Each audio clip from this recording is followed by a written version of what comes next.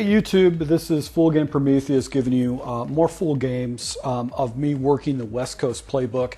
This is actually going to be a collage of a couple of different, actually 4 different games that I'm going to be showing you working the West Coast playbook.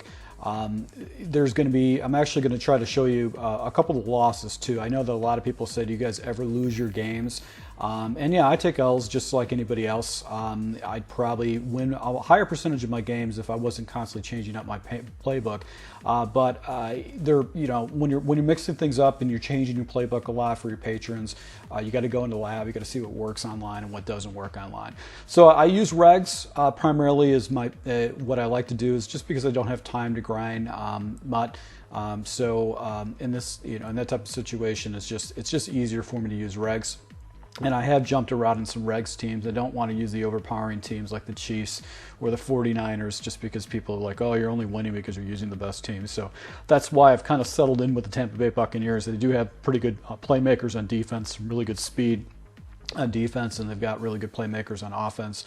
Not the best quarterback, but serviceable quarterback, and he makes some plays for me.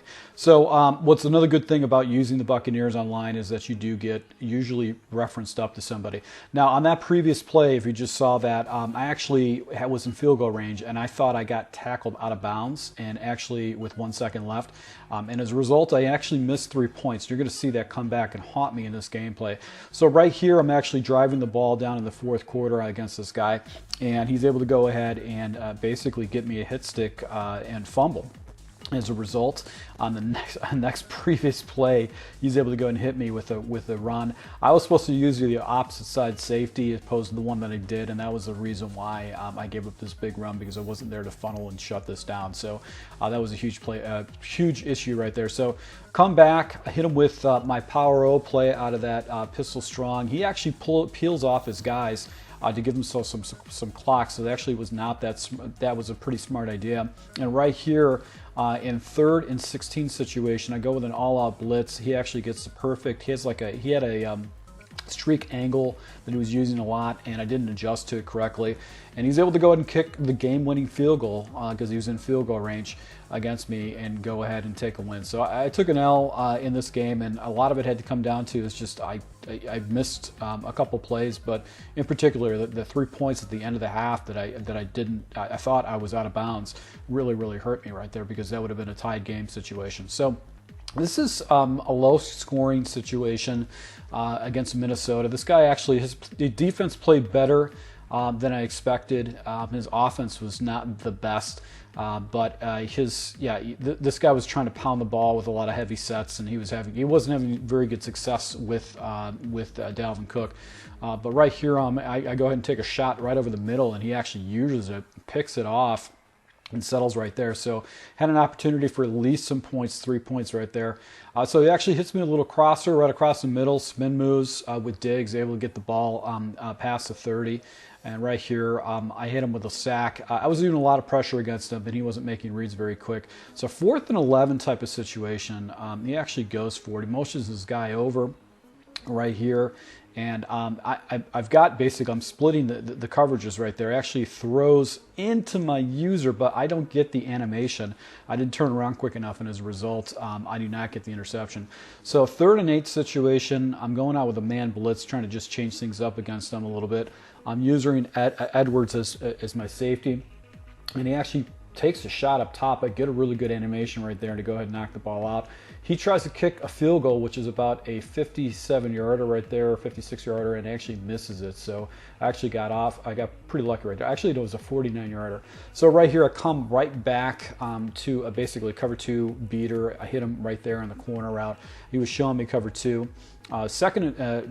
Basically with 13 seconds left, I take a shot right over the middle. That was a bad throw, bad read, but I forced it, and I got some computer love right there with the computer, so I'm able to go and kick a field goal and go up by 3 points going into the second half.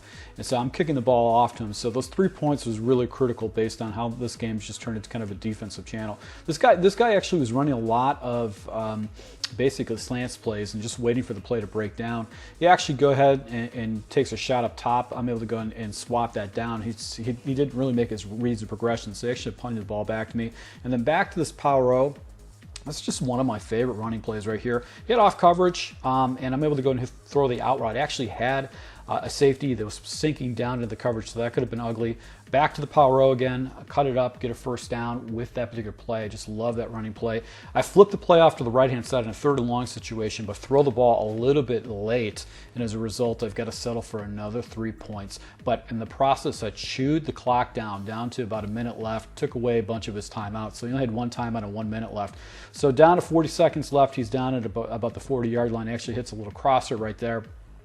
To get it down, choose down the clock a little bit more, 18 seconds, going back to slants, and he pops Diggs right there, and he burns his last timeout. So 13 seconds left. He's down and he's in the red zone area right here. I think I send the dogs after him. As a result, he actually throws it, and then this is basically last play of the game right here. Just doing cover 4, don't want to give anything up top. He actually kind of uses it, and I'm able to come down with it and get interception to win the game. So 6-0. That's the lowest scoring game that I've played all year as far as that. Now, this is probably the best player that I played in this batch of gameplay that I'm going to show you. This guy was ice cold with his offense. He got me flustered on defense. I didn't know how to stop this guy. His defense was fairly good too. He knew what he was doing. He started picking up on some of my tendencies. He did get some lucky breaks, bounces of the ball right here. Right here, I'm setting him up for a cover 2. I think he was showing me a cover 2 shell. And right here, I think I'm able to go and hit him on the sideline, get down just a little possession catch to be able to come down with it. But he actually clicked down to Earl Thomas and almost popped that ball out. And then right here, I'm just doing a levels concept off the left. I try to hit him in the corner route. This is the 2nd time I threw a ball like that within this past week where I'm actually doing that. And actually, I got user alert on it. So that's going to be a critical interception because I was in territory and it was a very tough situation. So this guy was doing a wing flex type situation. I had to spy up a guy to make sure. Why this guy was so good is that he did not run with Lamar Jackson. But if you play against Baltimore, you have to spy up your guys to be prepared to go ahead and play against Lamar Jackson. So, the people that depend on Lamar Jackson to make plays for him, those are the guys that you can essentially break down eventually. But this guy was a pocket passer. He made fast progressions. He knew exactly what he was doing. A bubble screen right here, I'm able to go ahead and tackle it short, get him in a 4th down situation. He takes this down, I think, down to the 2-minute warning. He just hits me a little inside zone. Then he's able to get the ball into the red zone. So I'm down 7-0 with 1 minute and 29 seconds left. And this is a play that I am officially going to be taking on my playbook. It is kind of a levels concept, and I throw interceptions left and right every time I jump into this. These are very, very popular plays online, and a lot of people have great success with it. I do not. I just have to pull it out. It's just something that doesn't work for me. I've tried it over the past year. Here he actually hits me up top with a huge bomb. I actually had double coverage over there, and he's able to go ahead and pop me over top. He saw something. I'm going to go back in the film and see exactly what his read was with that, because that guy got past the coverage and just started blowing me away. So this guy frustrated me so much on offense or on defense, that I started switching up my offense because I felt the pressure of scoring on this guy, because this guy was ice cold with his offense. So I jumped into essentially a spread formation, popped him right over the middle with my cover 2 Peter. He was showing me a cover 2 shell, so I figured he's going to pick that up. He did. He manned the guy up, but the cool thing about this cover 2 beater that you'll see on my channel is that it is got 2 different areas that you can beat someone with cover 2, so I'm able to do that. So right here actually gets a fluky little play, a little fumble. So 4th and 7 situation. He's on the 41-yard line. This is actually a 58-yard field goal. He completely whiffs it, hits it off to the left. So he gives me life. Now I have life right here. Now he's playing cover 2. He's got his guys on the inside. I'm trying to make adjustments. Then he pops his guys to the outside. And then he goes and pulls his guys up. So I'm looking at what he's going on. I'm thinking, okay, how can I take advantage of this? I'm trying to get my leftist screen slot receiver Perriman on a deep out right here. Right read, pressure came off the edge right there with that 52 base defense he was running against me, but my guy did not come with it. So 4th and 12 situation, I go back to the cover 2 beater, the seam is open, I possession catch it, and thank God I hold on. So I still got life right now, only a minute left in the 3rd quarter. Right here, he sends some pressure up against me, throw off my back foot. Jameis being Jameis throws an interception right to his user. So this guy basically had me all boxed up. So I try to hit him with them all, a pressure blitz. He hits me with a nice little seam route. I put some flat defenders out there to try to get a play off. That was just a desperate measure. The frustration that I was having with this guy's offense and with this defense, it just compounds. When you play against really, really good players, you start making bad decisions, and it happens to all of us. Even the pros make bad decisions. So he's able to go hit me in the next level right there. So I come back with my money play, running play, that power roll or that slot back right here, and I'm able to go house against him because Peter's unable to go ahead and tackle me and go down by a score. So I still have life. So right back at it again. He throws me with a little seam. I don't know what this route was. It just came off the guy and actually hits me with another touchdown. So just as quickly as I keep scraping myself back into this game, this guy just keeps pulling away. So 28-14 right situation. I did with a little seam route with Howard, able to come down with a nice little aggression catch and come down with it. And then right here, I've got this little slot pivot, this like slot route by Goodwin right over the middle. I throw it real quick, and I think I get it down to the 1 yard line.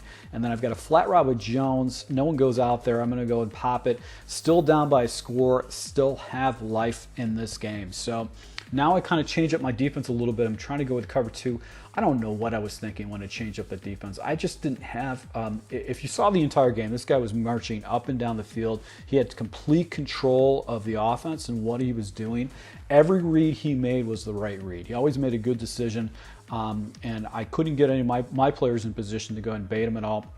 Right here, actually, I had a chance right there. I actually missed throwing the ball. Now I go ahead and man that guy up. He throws towards my user. Edwards is out of place, and he gets the ball down to the yard line. Now actually does a little move right here. He does run with the run and cuts it in, and actually goes ahead and takes it into the end zone to go up by another score. So I'm in some serious trouble. I just can't get back into this game. Down by 14 points. All my timeouts are out.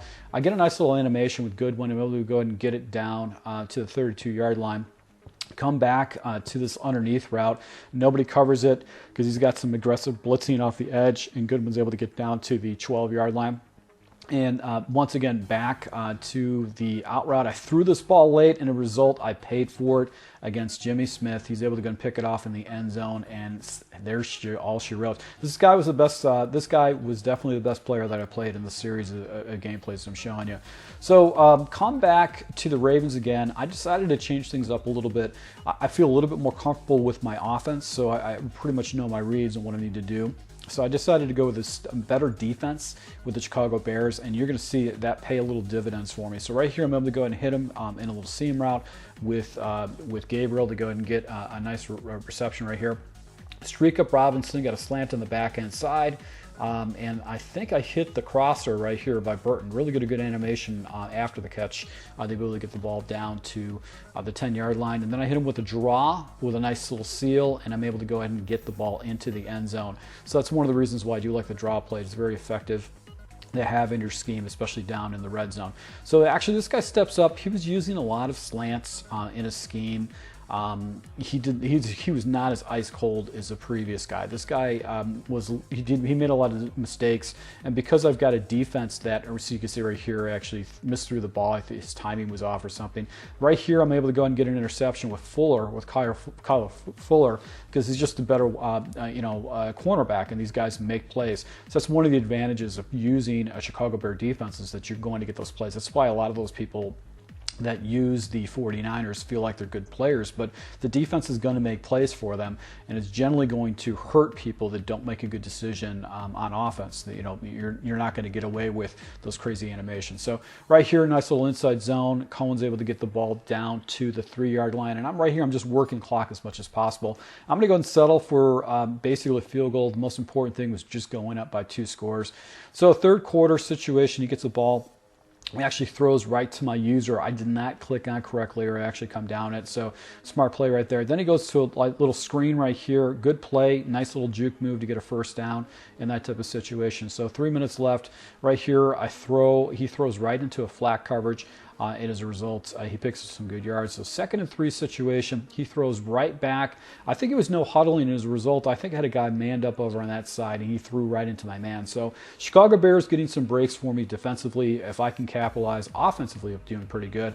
He was showing me cover 2. I looked at the seam. I stared at the seam. I should have took off with Mitch Trubisky. I had a crosser I completely missed, so I actually ended up putting the ball back to him. I didn't want to give him a short field, and right here threw into coverage. This is the reason why I punted the ball back to him, is because I didn't want to give him a short field based on his reads and some of the plays I was getting with my defensive backs. So there was no reason for me to basically give him a short field. So right here, actually, it's a little slant route. That was smart play. Definitely smart play. I cross-manned my safety on the backside right here. Actually goes ahead. I think he drops it down underneath, but now he's off guard. He's basically, I sent my dogs after him. He tried to cross read over off the other side, and he got rid of the ball. So I did an all zones, put a bunch of yellows up in the middle of the field. That wasn't really a good decision because he actually did find the spot right there inside the 10-yard line with that previous play. Now I go into a cover 2, got my guys backed off, and I got a spy up there. Got to make sure he makes a read. He actually throws into my defensive back, and Prince Amuka, whatever his name is, he actually jumps over the guy's back and actually intercepts him. And basically that's it. That's all a guy can actually take. So once again, guys, I just want to show you some of my gameplay. This is the good, the bad, and the ugly. Obviously, I had a good game. I had some bad games, and I had some bad plays, and I also had an ugly play. But, everybody takes wins and everybody takes losses. So once again, thank you for your support. Until next time.